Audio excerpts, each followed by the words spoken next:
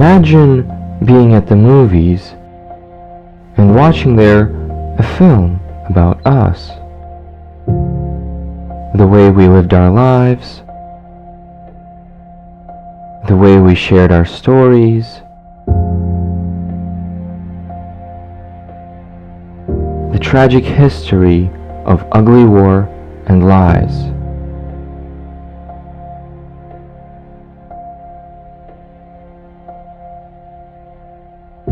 And then you see the movie end is clearly coming. The last man standing, last man dying.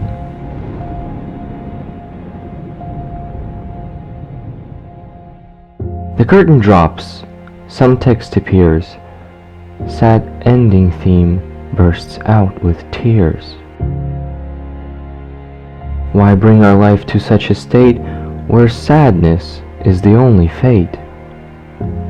The madness of our world is what we have to trade.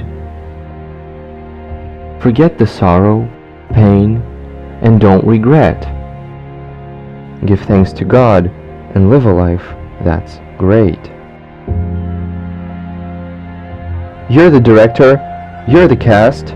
The curtain drops, you watch the last frame pass. Now ask yourself a simple question. What music in the end will last?